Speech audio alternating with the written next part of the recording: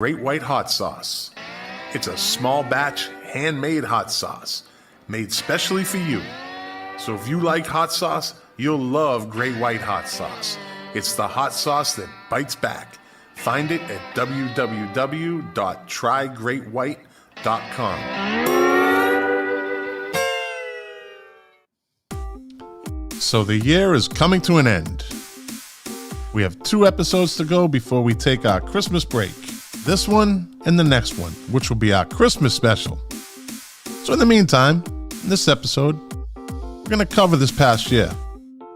We're going to talk about some old episodes, maybe talk about things we forgot to talk about. So sit back, relax, have an eggnog, put your feet up. Well, not if you're driving. That wouldn't be good. 5, 4, 3, 2, 1, 0. All engine running. Liftoff. We have a liftoff.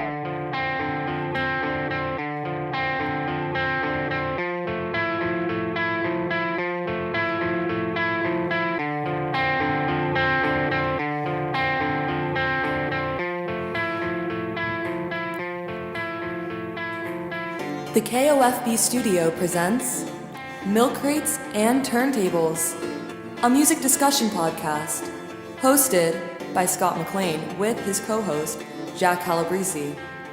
Now, let's talk music. Enjoy the show. Welcome to the podcast. My name is Scotty McLean. I'm the host and producer of this show. I'm flying solo tonight. My co-host was a no-show host. So, I'll carry on. I can do it. I'm a big boy. Yeah, so we're streaming live over YouTube and Facebook. And I just want to start off by saying if you like the show, give it a like, give it a push, pass it on to somebody. If you're on YouTube, subscribe. That would be nice. That would be nice. We're building subscriptions. If you're on Facebook, share it. And if you're listening on any of the podcast platforms, which we are on just about all of them, give us a good review. We'd appreciate it. Pass it on to another music lover. And like I said, flying solo tonight. Over the past 8 months, we actually just went over 5,000 downloads. So I think we're into like 30, early 30s, 34 episodes, 5,000 downloads. It's not bad considering it's a niche market, music podcast. The podcast world is a vast world. There's a lot of different topics out there, and not all of them are popular, so to speak. True crime, very popular. Pop culture, very, very popular. Movies, very popular. TV shows, very popular. Music is it's like I said, it's a funny niche. But hey, we hit 5,000 subscriptions. Or downloads, I'm sorry. I'd love to have 5,000 subscriptions. So if there's 5,000 of you out there, subscribe. We got the YouTube channel, Milk Crates and Turntables YouTube channel. If you want to contact the show, you can reach us at milkcratesandturntables@gmail.com. If you have any suggestions, critiques, questions, maybe topics that we might want to cover, we'll see. So like I said, I'm flying solo tonight. My co-host was a no-show host tonight. So as I was saying, over the past, I think we've been doing this for 8 months now. You kind of accumulate talking points. This isn't a produced podcast in the sense of we have a script and we discuss, amongst myself and Jack, what we're going to do prior. We usually come up with a topic and then we could spitball from there. You do a little bit of research, like I said before. You don't want to come across like an idiot. But I have a tendency to do that, though. I can do that pretty well. So I think tonight we got 2 episodes to go before we hit our Christmas break. I'm going to do this episode and next Next episode is going to be a Christmas special. If Jack decides to show up, even if he doesn't, I'll do it on my own. Going to be talking Christmas music. Yeah, so that'll be a good one next week.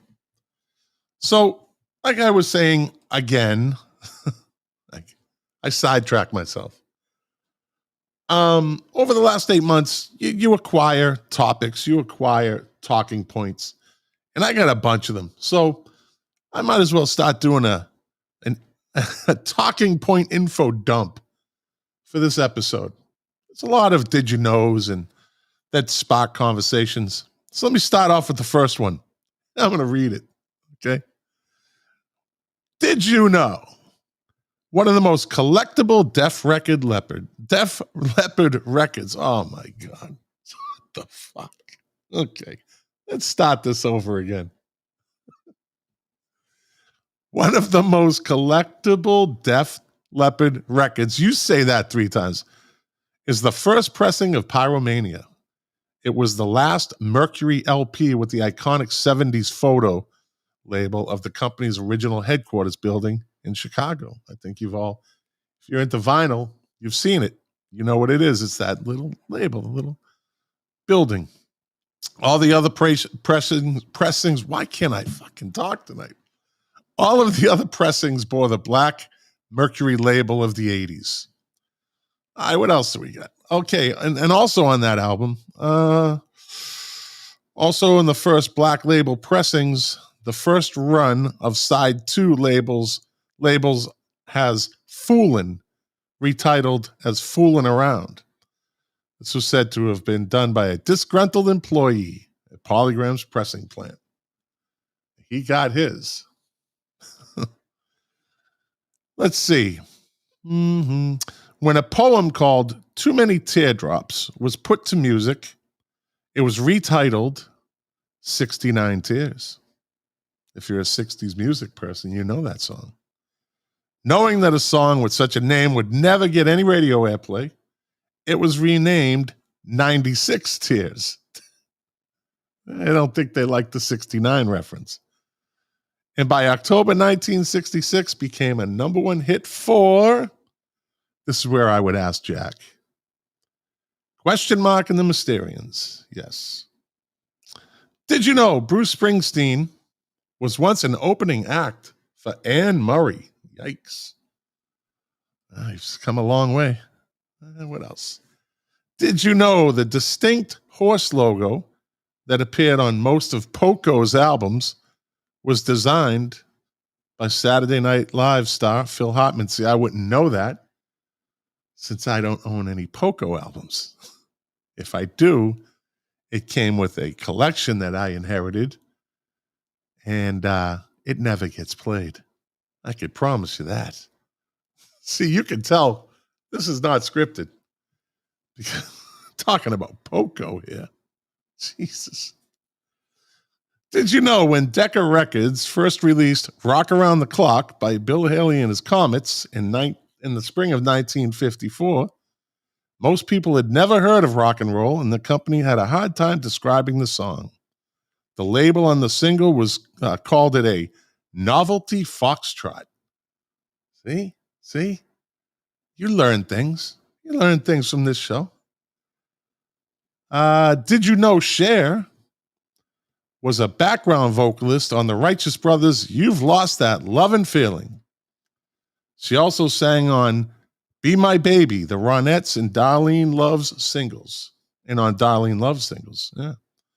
Did you know Darlene Love, who sang lead vocals on the Crystals hits He's a Rebel, the original version of Christmas, Baby Please Come Home, and He's Sure the Boy I Love, played Danny Glover's wife in all 4 Lethal Weapons movies? Interesting. Don't remember her. I don't remember her from the movies.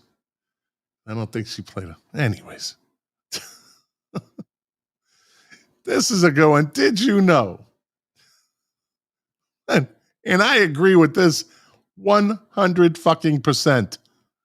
Before I even read it, let me preface this with, I agree 100 fucking % on this. Did you know? Did you know when Janis Joplin was in college in 1963, a local fraternity voted her the ugliest man on campus? And I agree. I would have voted twice. She was not a good-looking woman. And I believe highly overrated. So she had a raspy voice, and drank whiskey and hung with the guys. I think she was overrated, Janis Joplin. But what do I know? Did you know when Roberta Flack was awarded a gold record for her 1973 number one hit, Killing Me Softly with His Song, she wanted to listen to her song etched in gold. She removed the disc from its frame, placed it on the turntable, only to hear Come Softly to Me by the Fleetwoods. They gave her,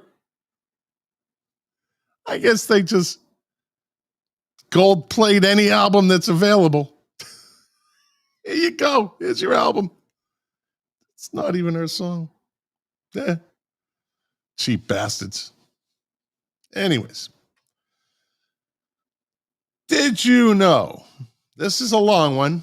I'm going to scan through some of these songs, but let me read the preface.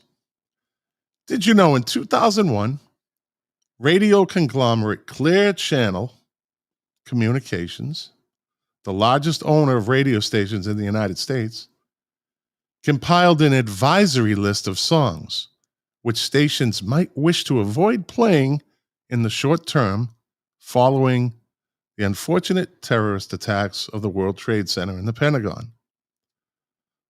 So these songs were suggested to not be played. The list includes such classic standards as the songs Steve Miller, Jet Airliner, Van Halen, Jump. Oh, these are brutal. Oh my, I'm only 2 in. There's a lot of them. It's definitely too soon jokes back then. Queen, Another One Bites the Dust. Oh. Pat Benatar, Hit Me With Your Best Shot. Oh. Kansas, Dust in the Wind. Yikes. Led Zeppelin, Stairway to Heaven. Oh, my God. The Beatles, Ticket to Ride. These are the songs that Clear Channel Communications told their radio stations not to play. And I shouldn't laugh. After the World Trade Center, the unfortunate events of the World Trade Center. These are the songs Clear Channel told them not to play. But I shouldn't laugh. This is terrible. Bob Dylan knocking on heaven's door. Paul McCartney and Wings, Live and Let Die. Billy Joel, Only the Good Die Young. Oh, my God. Oh, no, not this one. Steam. Na, na, na, na. Na, na, na, na. Oh, my God.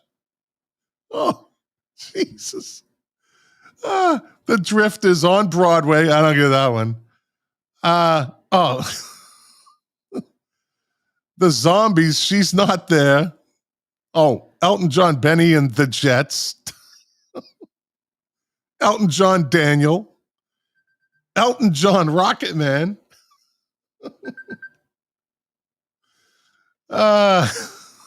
This is brutal. Jerry Lee Lewis, Great Balls of Fire. Oh, man. Peter, Paul, and Mary, Blowing in the Wind and Leaving on a Jet Plane. Yikes. Let me see. Oh, Norman Greenbaum, Spirit in the Sky. Oh, 3 Degrees. When Will I See You Again? Oh, man. Let's see. American Pie. I don't know. Let me see what else we got here. Oh, The Tramps. The Tramps. Disco Inferno. Yikes. Frank Sinatra, New York, New York. Tom Petty, Free Falling. Oh, man. These are brutal. Bruce Springsteen, I'm on fire. Oh, Bruce Springsteen going down. Oh. Oh. The Shy Lights, Have You Seen Her? The Animals, We Gotta Get Out of This Place.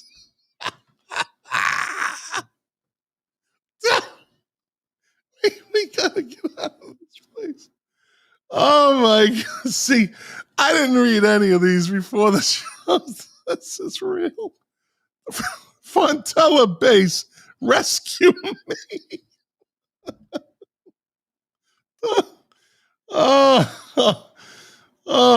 Leonard Skinner, Tuesday's Gone.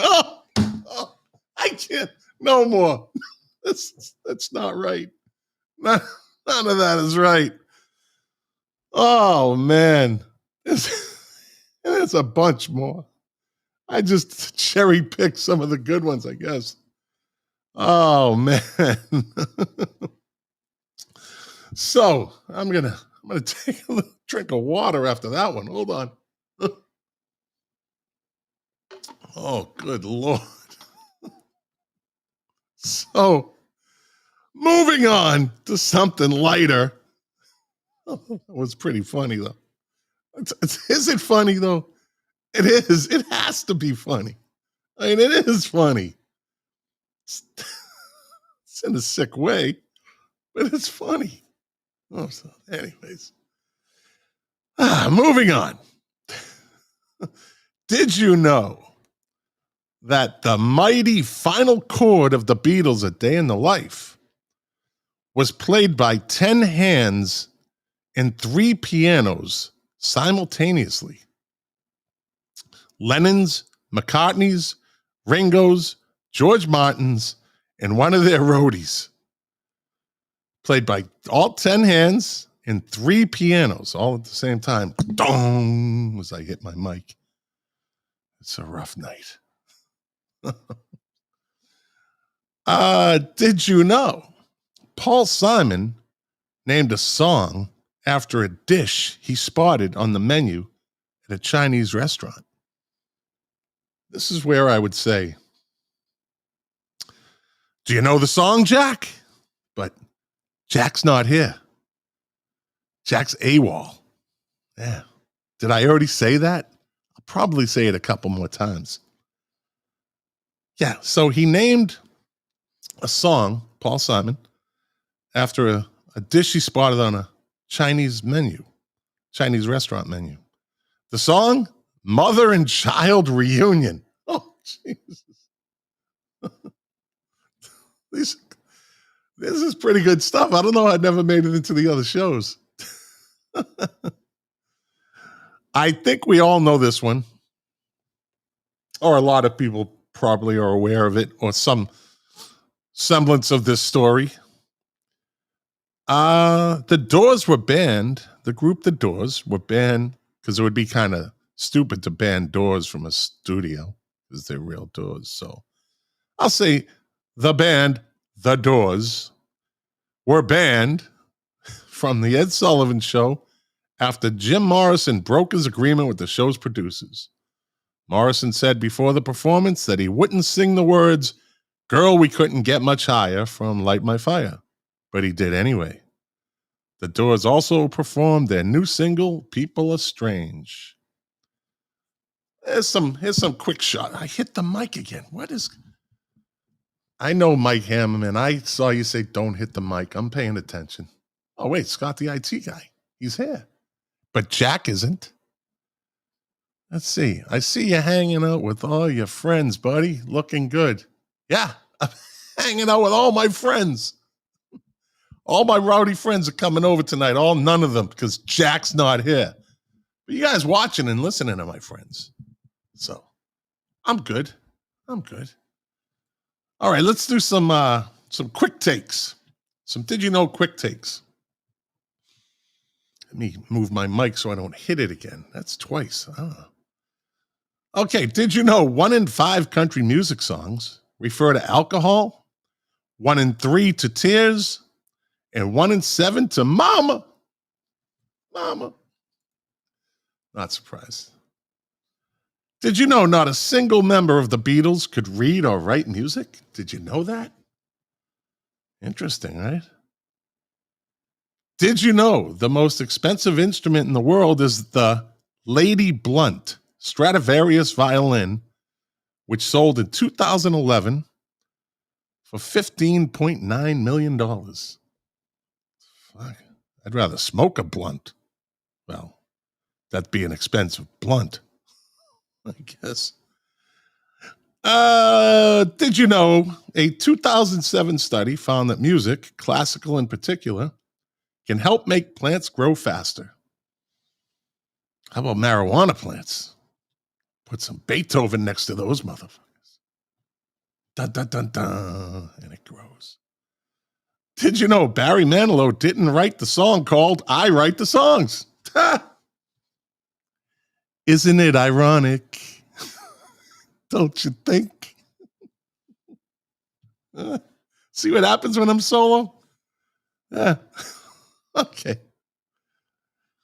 All right. Did you know in 2008, researchers discovered that loud music makes customers in bars drink more alcohol in less time? So that's why I drank so much. Crank it up. Did you know Leo Fender, the founder of the iconic electric guitar and bass brand and Rock and Roll Hall of Fame inductee, never learned to play either instrument, the guitar or the bass? Technically, they're both guitars. The electric guitar and the bass. Okay. But can't that be electric? Anyways, what am I arguing with myself for? I don't know. All right. Did you know in 2015, Canadian astronaut Chris Hadfield released the first ever album recorded entirely in space, named Space Sessions, Songs from a Tin Can? Boo. Boo. Absolutely total boo. That's... Get it? Ground control to Major Tom. Get it? Yeah. Anyways, who cares? He's Canadian. Did you know for every US $1,000 of music sold, $1,000 of US money, the average musician only makes about $23.40. That's not good. Did you know that every time you play a song for over 30 seconds on Spotify, the artist gets paid? But if you play it for 29 seconds, they don't get paid.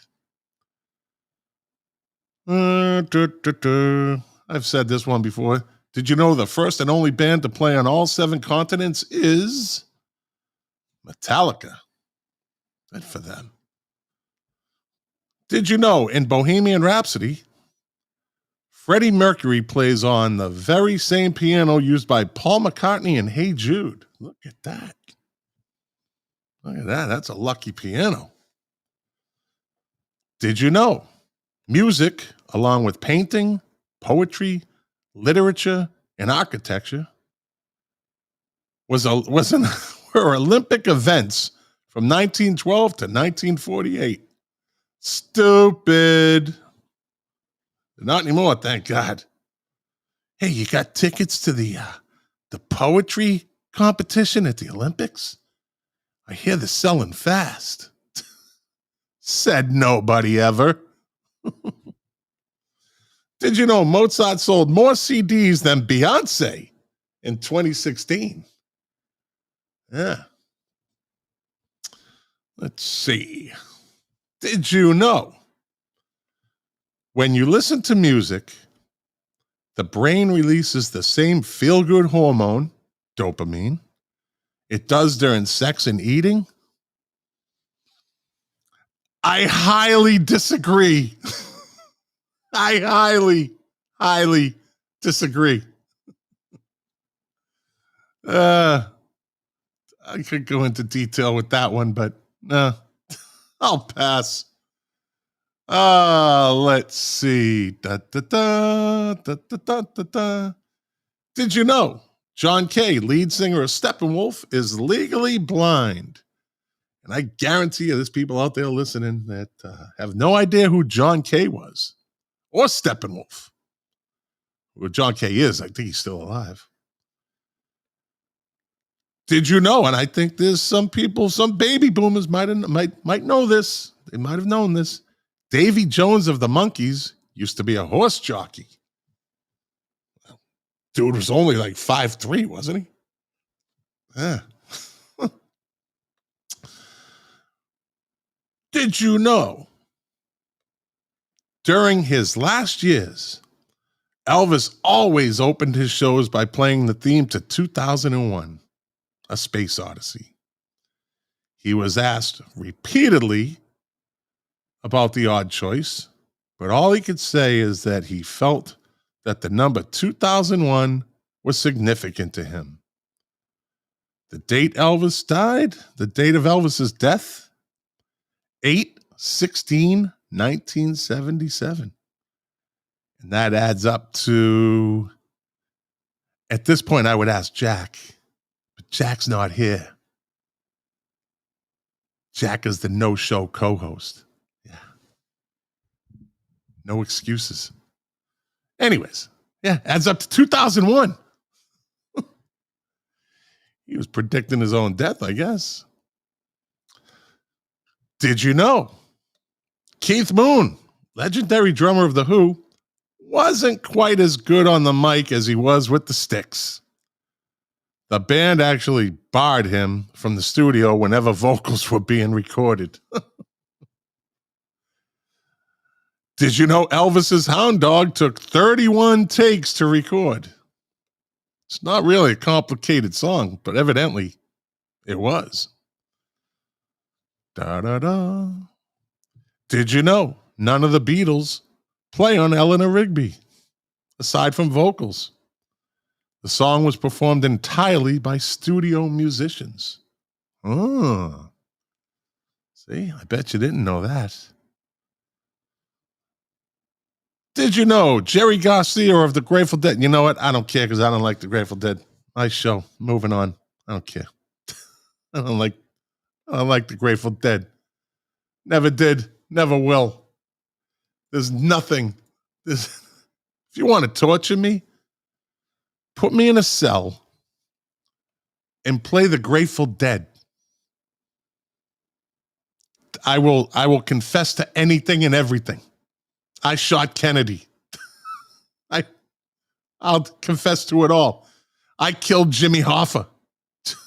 I'll confess to anything. Just don't play the Grateful Dead anymore.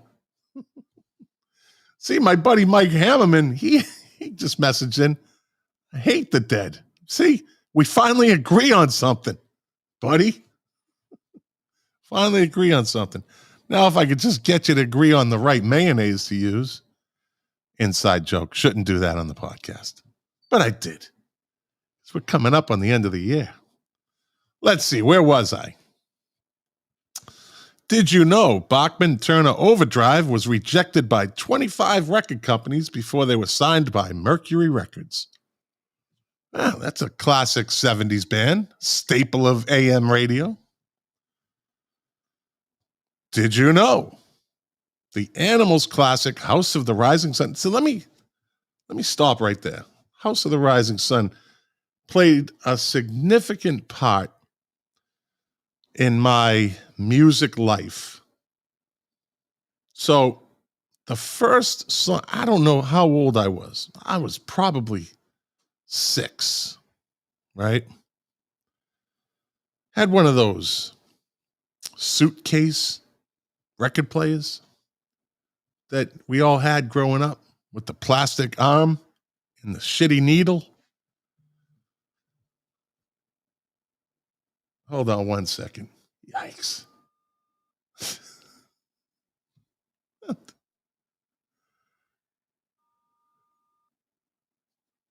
I don't know. Nothing like getting a phone call in the minute, but this is the way this podcast is going. That's it.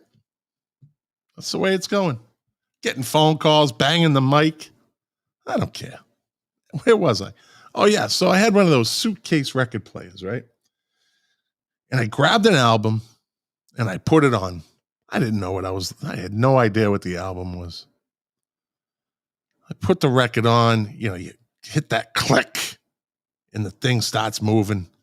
And you take the plastic arm that weighed probably half an ounce, was light and flimsy. But I dropped it down. I heard the initial bacon cooking, the crackling of the record. And the first chords I heard, come on. Down, down, down, down, down, down, down, down, down, down. I hope I did it justice. I don't think I did, though. It would have been more dramatic if I had the song queued up. But this is not a totally produced show.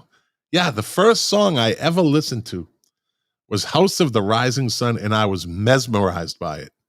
I still remember to this day just being mesmerized by that song. It's such a great song. It is an ultimate classic song. So that was my introduction. That actually was my introduction to music. What am I getting? Driving that train. I'll be great. I'm getting comments in from people. I'm trying to stay focused here. Leave me alone. Oh, well, actually, I want you to keep watching. Don't leave. Keep commenting. I'm good.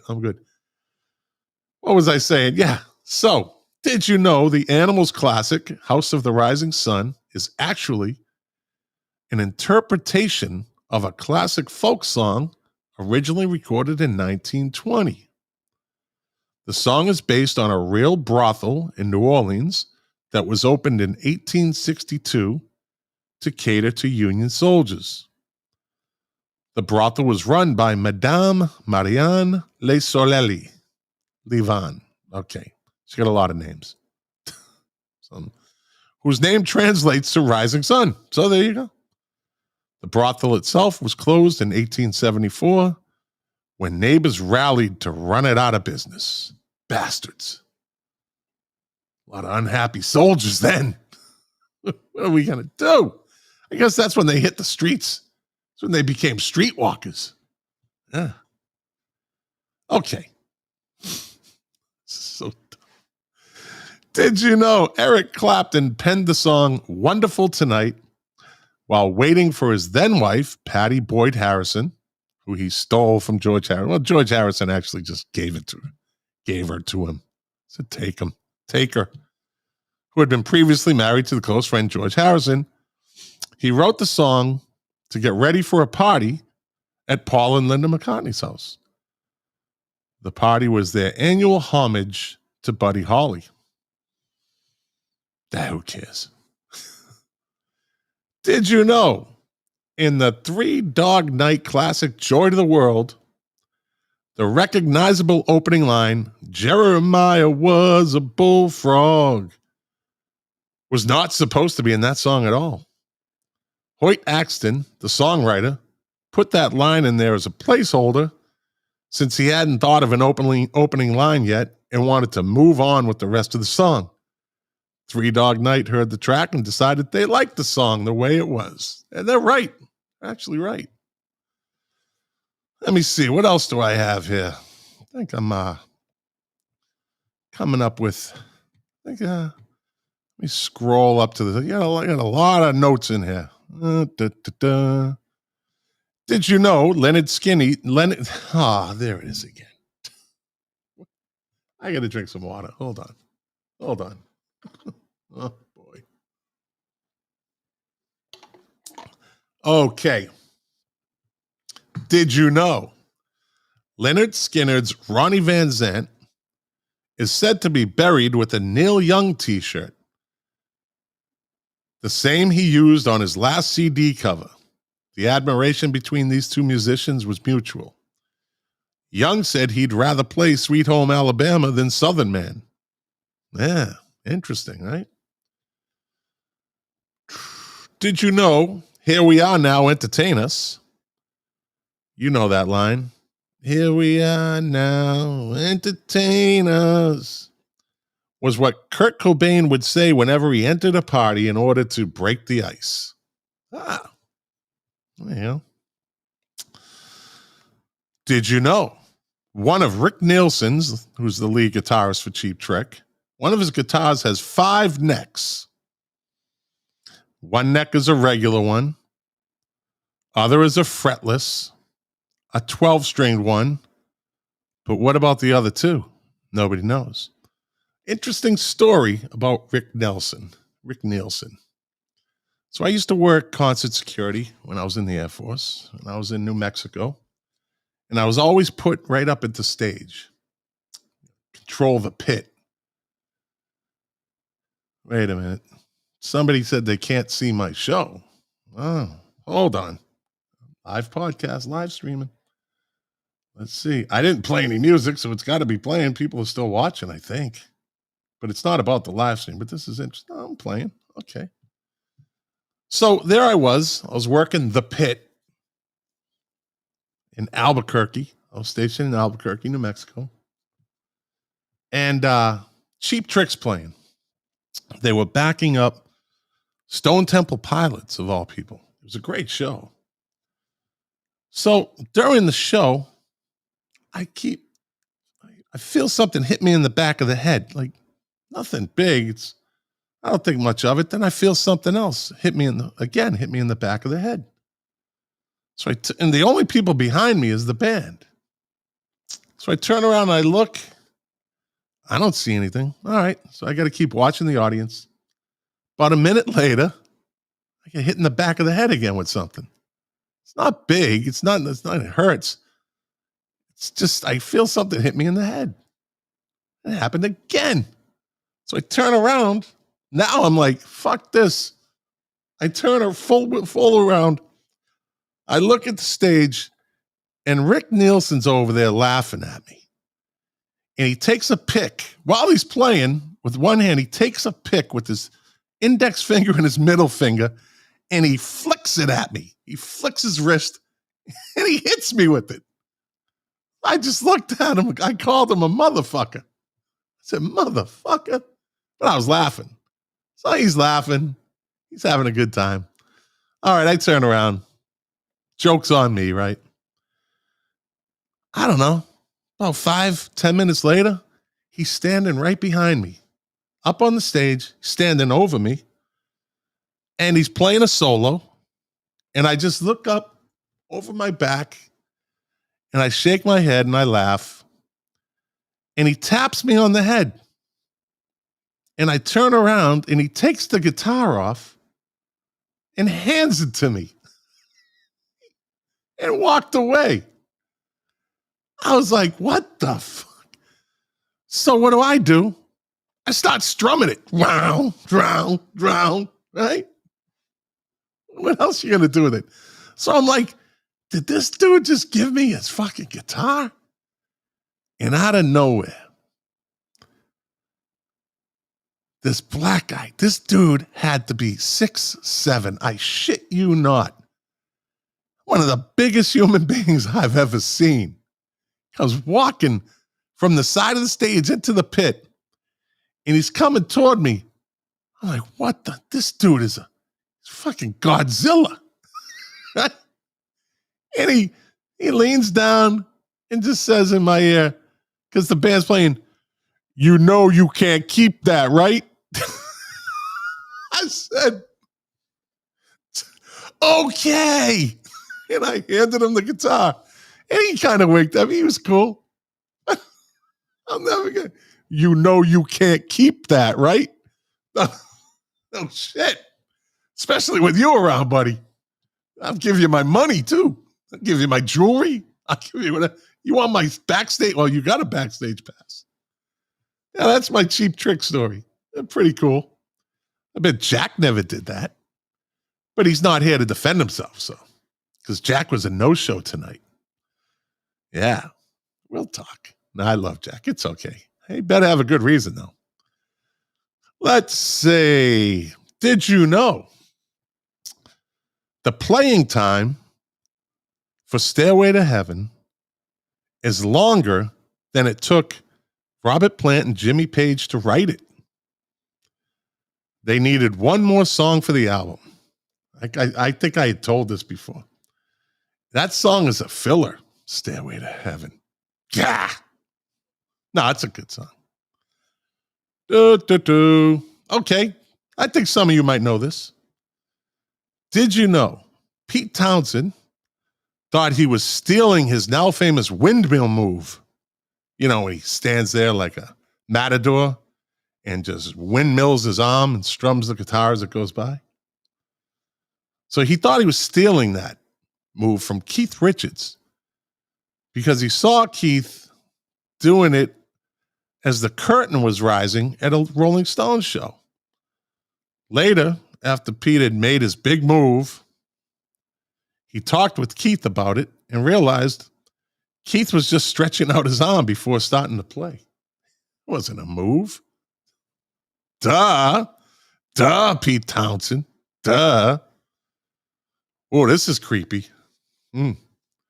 Did you know that Mama Cass of Mama and the Papas, Cass Elliot, and Keith Moon of The Who died in the apartment of the same singer-songwriter, Harry Nilsson? Yikes. I don't know what you say to that one. Cass Elliot and Keith Moon both died in his apartment. It's like, I think that's cursed. I don't know. Did you know the memorable reverse echo effect on Led Zeppelin's Whole Lotta Love? Woman, you need me. I have to sing it. I know. Was actually due to the track bleed through the sound engineer Eddie Kramer couldn't get rid of. So they just added reverb to it. Yeah. If you can't fix it, join it. I don't think that's a saying. I think I just made something up. Al Cooper. Did you know Al Cooper? He's a musician. He's not too well known. Did you know Al Cooper, who played organ on Bob Dylan's Like a Rolling Stone, had never played the organ before that session? He turned up at the studio hoping to play guitar, and finding they had an excellent guitarist already on hand, he sat down at the organ. After the first take, the session producer told Dylan, "Lose the organ." Dylan replied, "Make it louder." So on a Rolling Stone, the guy playing the keyboard, the organ, doesn't even know how to play it. Yeah. Okay, where are we? All right, this is a little bit of a story. Not my story. So did you know the Doors, back in 2003, they had some drama stirred up surrounding the use of the song Break On Through. The song was proposed to be used by Cadillac in their breakthrough ad campaign. The first commercial was set to be aired during the 2003 Super Bowl. Apple also requested to use the song in an ad campaign about the same time. For the use of the song, the Doors would reportedly be paid $20 million. The surviving members, Robbie Krieger, Ray Manzarek, they agreed to the deal. But John Densmore, the drummer, refused to sign. Yeah, turned down a lot of money. See, Densmore had previously allowed the Doors music to be used in a Pirelli tire ad, which was Riders on the Storm. However, John Densmore, would claim that Jim Morrison's ghost was in his ear, and he felt terrible about allowing their music to be used for commercial purposes. So he allegedly gave all the money to charity and vowed never to do it again.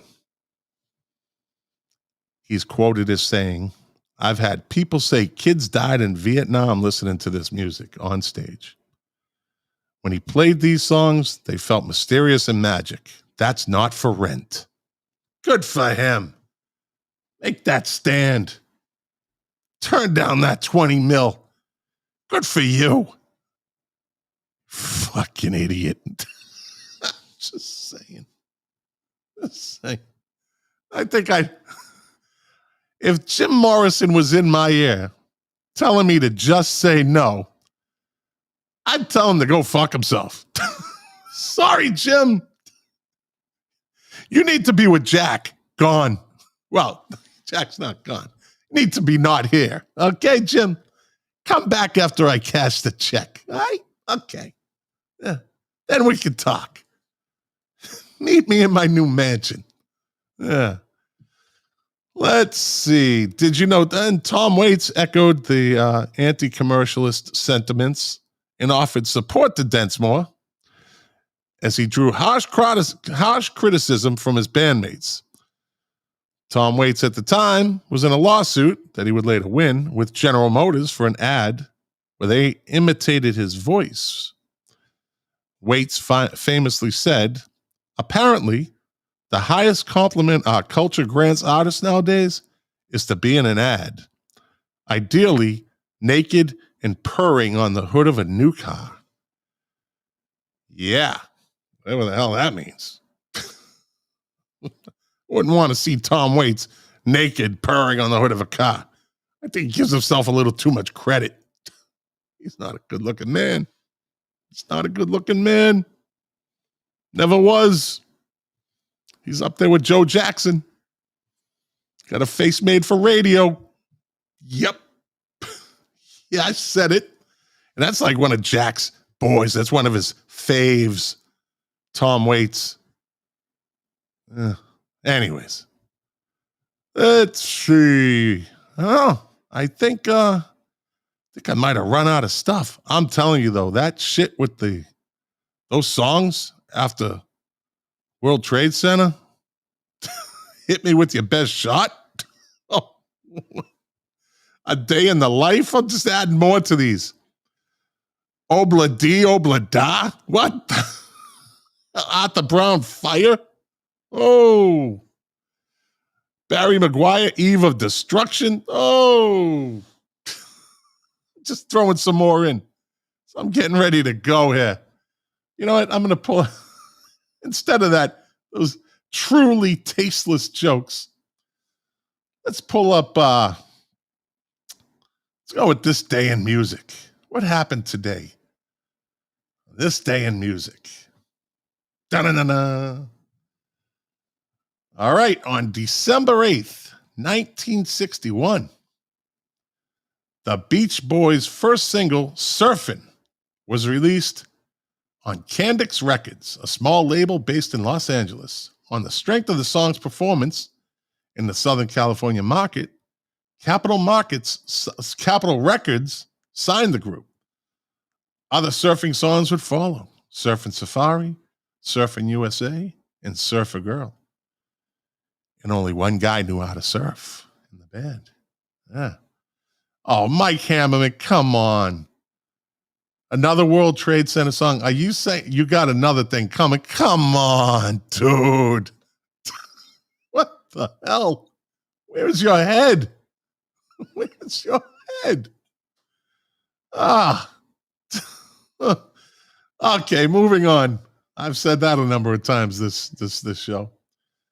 In 1963, on this day in 1963, Frank Sinatra Jr. was kidnapped at gunpoint from a hotel in Lake Tahoe. Why am I talking like that? Why am I talking like it's a 40s detective movie?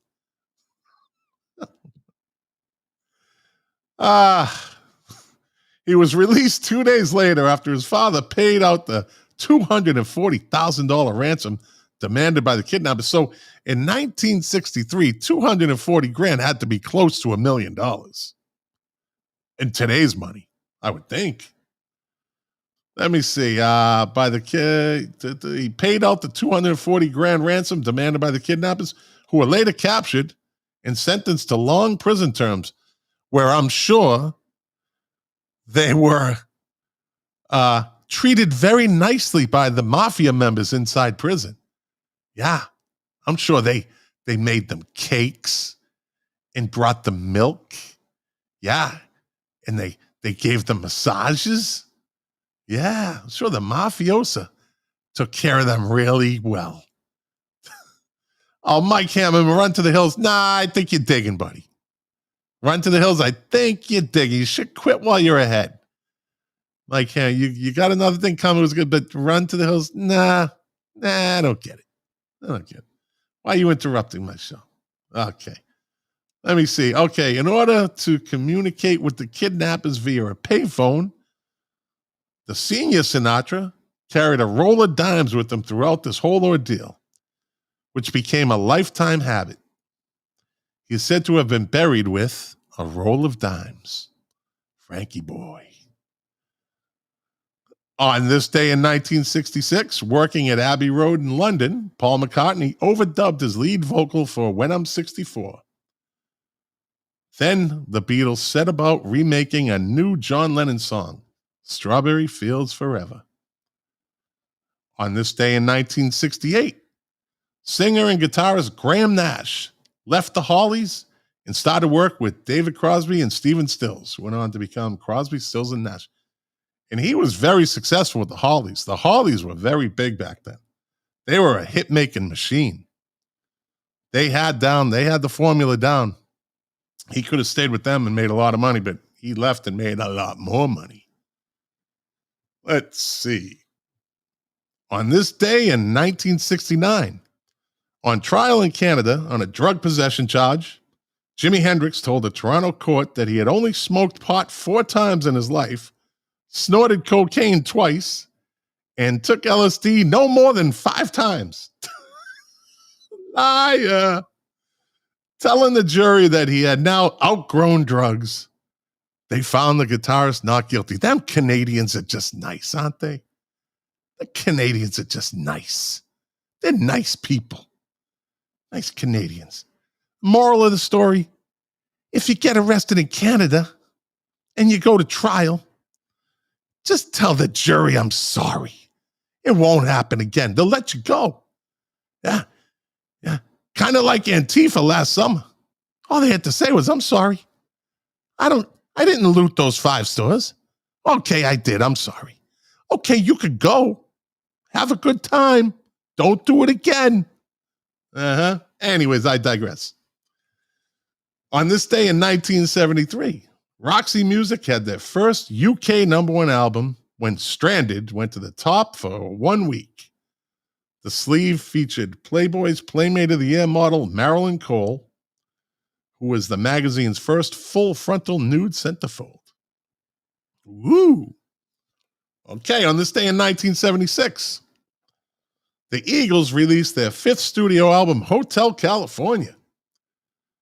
Their first album with guitarist Joe Walsh, who had replaced founding member Bernie Leadon. The album topped the U.S. charts for 8 weeks, non-consecutively. And at the 20th Grammy Awards, the Eagles won a Grammy Award for Hotel California, which won Record of the Year. Worldwide sales now stand at over 32 million albums sold. On this day in 1977, 4 people were arrested after a riot broke out when Blondie didn't arrive for a gig in Brisbane. Those crazy Brisbaneans. Over 1,000 Australian fans had waited over an hour for the group to appear on stage, but the gig was canceled due to Debbie Harry's being unwell. Yeah, she was drunk. On this day in 1979, Styx went to number. I don't care because I don't like Styx. Well, I guess I got to finish it. On this day in 1979, Styx went to #1 with the U.S. singles chart with Babe, the group's only U.S. #1. Thank God. Thank you, God. I think I might want to listen to Bread before I listen to Styx, and I don't like bread. Well, I like eating bread. I like eating white bread specifically. It's not good for you. But neither is listening to Bread or Styx. Let's see. On this day in 1980, John Lennon was shot 5 times. That's right. That's today. Shit. Oh, see, I just bummed myself out. Well, let's finish it. On this day in 1980, John Lennon was shot 5 times by a 25-year-old Mark Chapman outside a Dakota building in New York City where John and Yoko lived. I could go on, but that's just, I think you know the story. Yeah. I don't even want to finish this. It bummed me out.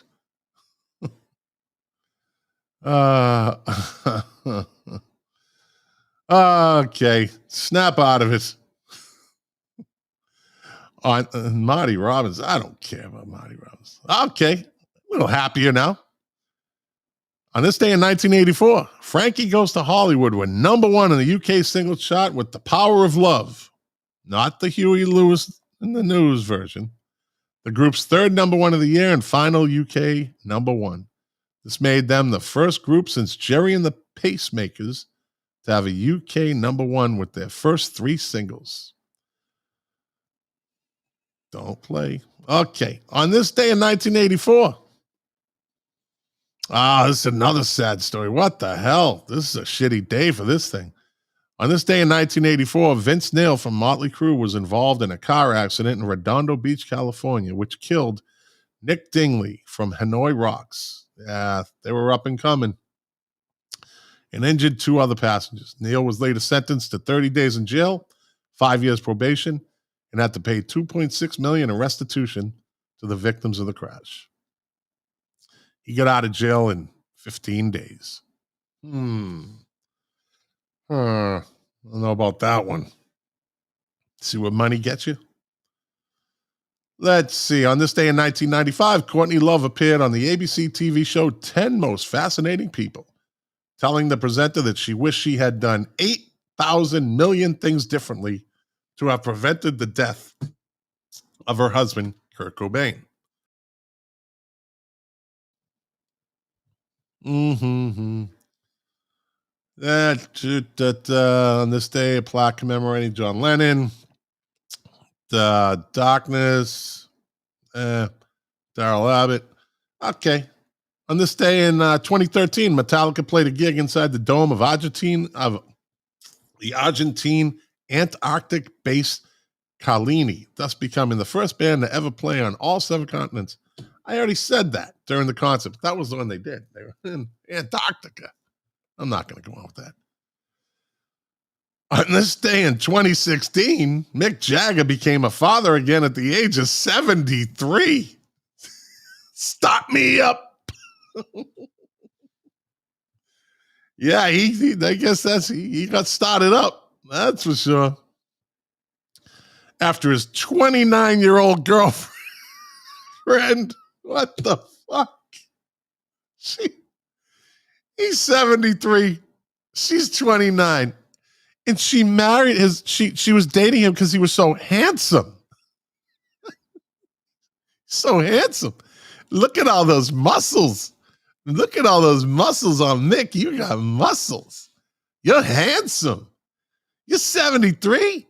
Shit, I thought you were like 61. You look good. Those muscles on Mick. Idiot. The idiot, the singer, already had 7 children whose ages range from 17 to 45. And he became a great-grandfather in 2014. What? I guess when you get all that money, you just start pumping them out. Just start pumping them out. I ain't having a kid at 73. Crowley Forrester, my evil twin, just messaged in. This is a live stream for you podcasters. He says, "Good evening, my brother. There's hope for us old dogs after all. You can have another kid." I ain't. Okay. Full disclosure. Snip. Snip. Yeah, I said it. So what? I don't want any more kids. Jesus. Why would I want another kid? All right, let's get to Born on This Day and get me the hell out of here. I took this thing an hour.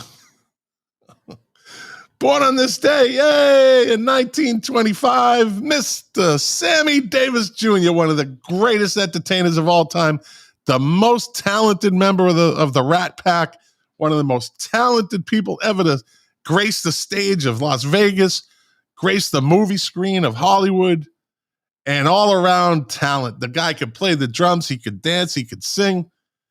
And Sammy was the man back in the day. Yeah, he was the candy man. Unfortunately, he died of throat cancer on May 16th, 1990. Let's see. Born on this day in 1939, Jerry Butler. Vocals for the Impressions. Let me see. They had none of the songs I know. Come on, who else? Oh, okay. Let's bring this guy up again. Born on this day in 1943, Jim Morrison of The Doors. Yeah. You can go on and tell you all about him, but you know about him.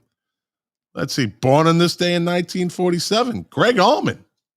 Keyboard, guitars, vocals for the Allman Brothers Band.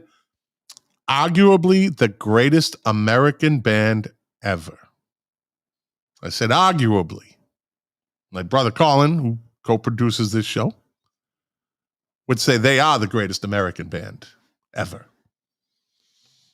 And let's see. Is that the same one? No, that's not him. Died on this day. No, I don't think that's the Dan Hartman. Dan Hartman, Phil Collin. Oh, born on this day in 1957, Phil Collin. Not Phil Collins. Phil Collin, who's the guitarist for Def Leppard. Born on this day in 1957. Born on this day in 1959, Paul Rutherford, vocals for Frankie Goes to Hollywood. Relax.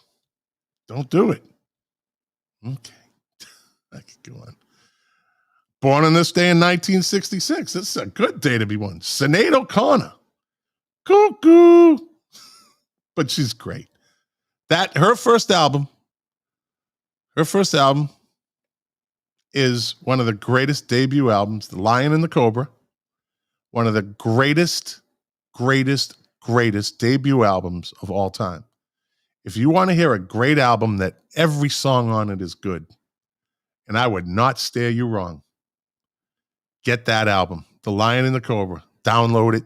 Go listen to it. It is an instant classic and an unbelievable debut album. So that's my suggestion. Let's see. That's it.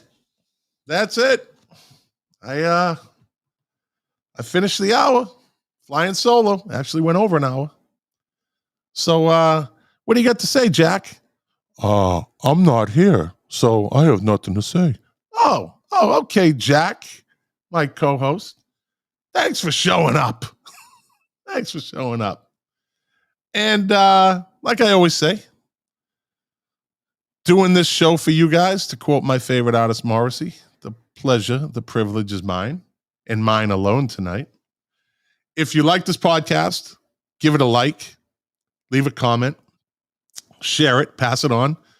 Like I said earlier, we went on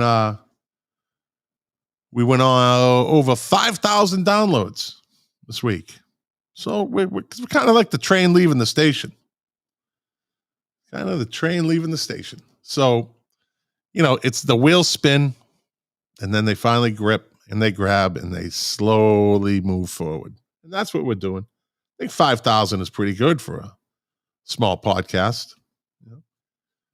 So, yeah, that's it. Next week, next episode, will be our Christmas special. We're going to be talking about Christmas music and holiday music. Yeah. We'll get a rundown of our favorite holiday songs, Christmas songs. And then we're going to take a 2-week break. We're going to take Christmas and New Year's off, and we'll be back in 2022. Yeah. So on that note, thanks for watching. Thanks for tuning in. Thanks for listening. You guys are the engine that drives this machine. Absolutely. Without you, I wouldn't be here. I wouldn't be doing this. So thank you. I truly, truly, truly appreciate your support. And I will see you next week. Christmas special. Yay.